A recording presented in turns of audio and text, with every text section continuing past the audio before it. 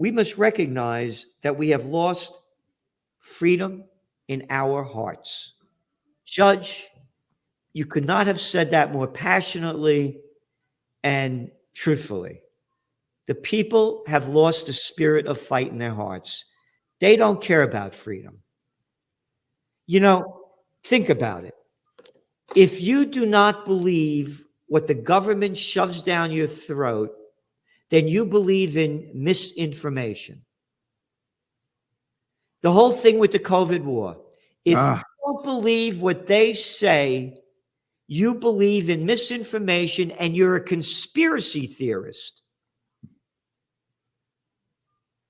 Look, the COVID war demonstrated that we have lost liberty in our hearts. There was more love of liberty in a bunch of Canadian truck drivers than in the whole state of New Jersey or state of New York or state of California or state of Michigan, who just bowed to the dictators that silenced them.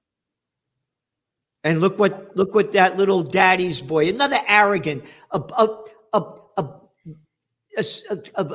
family member probably of the daddy's boy club, like little Georgie Bush, a little moron of nothing, a little more. But my daddy was George Bush and my grandfather was Prescott. Oh yeah.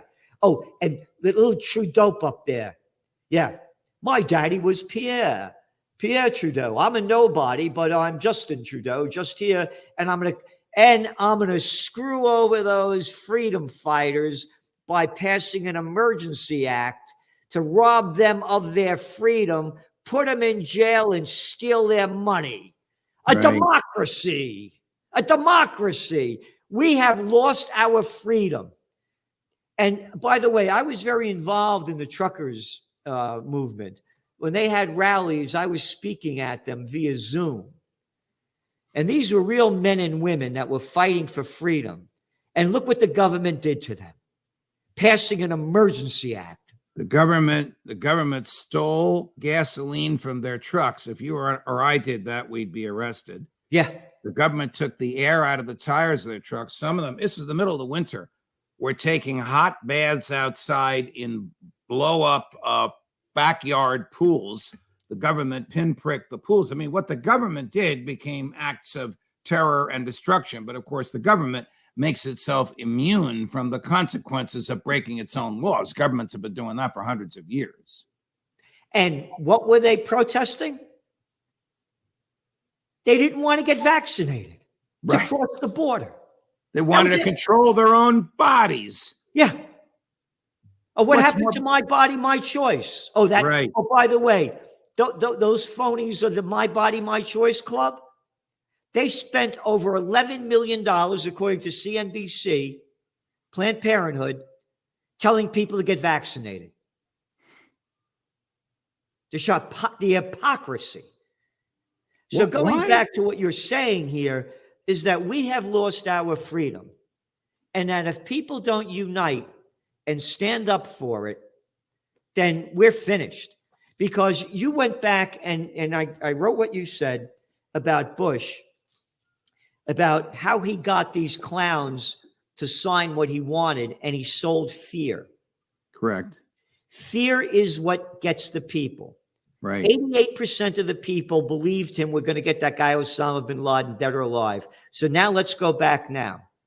I think we are in for another fear crisis in the run-up to the 2024 elections to get the people off the minds off the people of the clowns, the jerks that are running this country, so they can keep staying in control and robbing us of our freedom.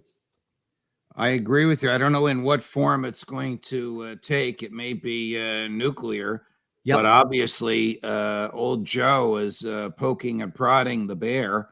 I mean, he just called up 3,000 reservists, a relatively small number, but guess where they're going? Poland. Yeah.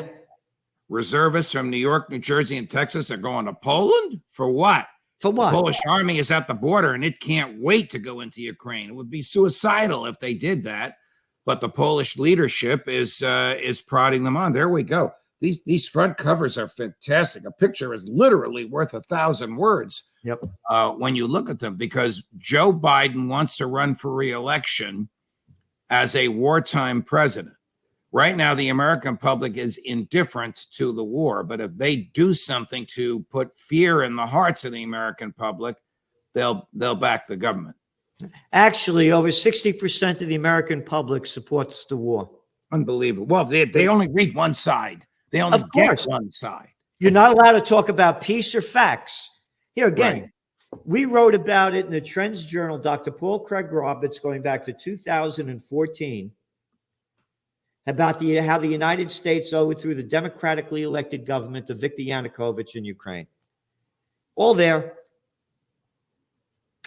But people have no idea. They don't know what a Minsk agreement is. They never heard of George Bush Sr. and Gorbachev making the deal that NATO would not move 1 inch further. There were 16 NATO countries, and now there are 31. Correct. And now NATO is 800 miles east of where it was when Bush and Jim Baker, and it's not Bush or Jim Baker's fault, obviously, promised that it wouldn't move 1 inch. It's moved 800 miles.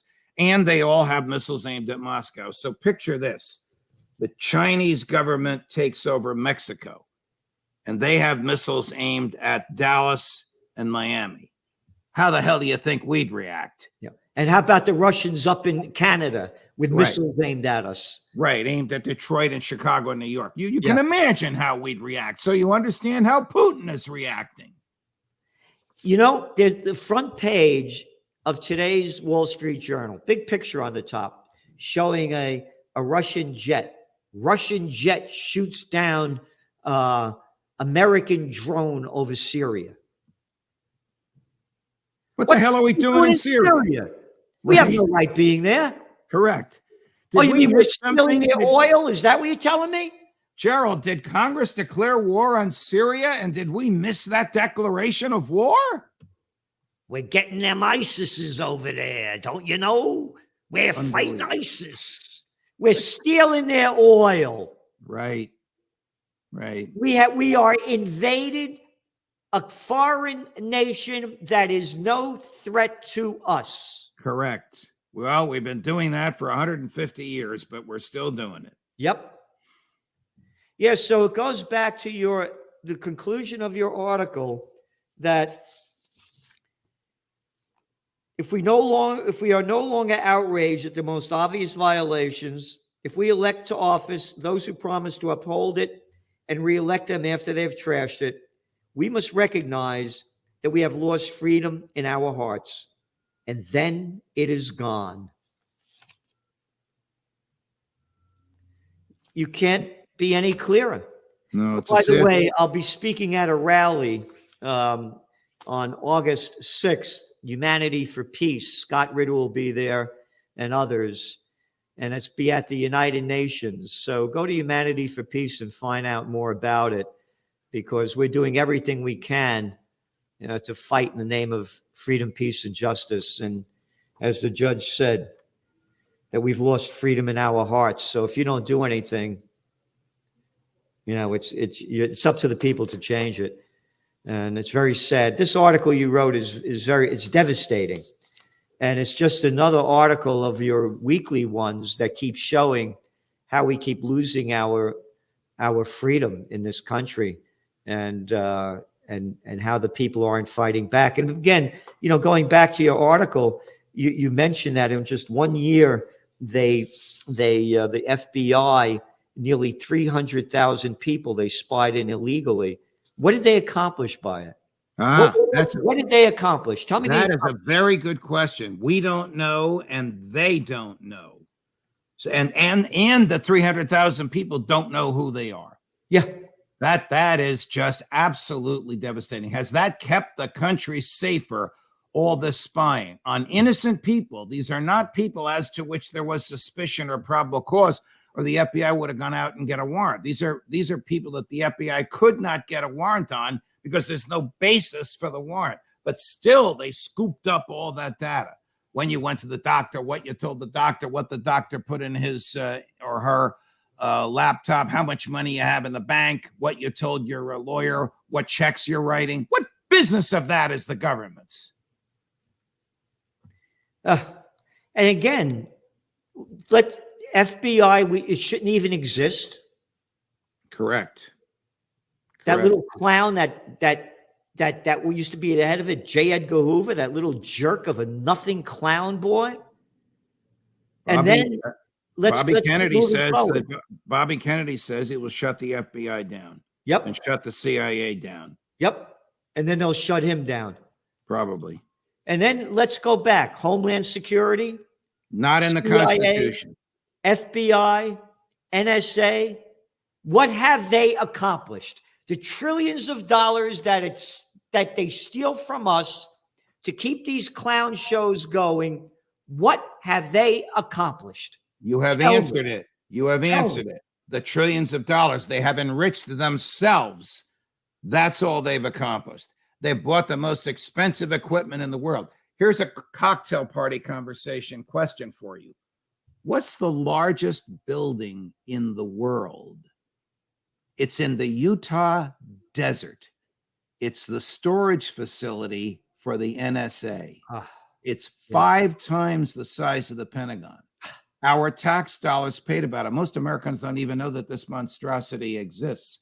Who was enriched by it? Whoever the military-industrial complex was that they went to build this thing.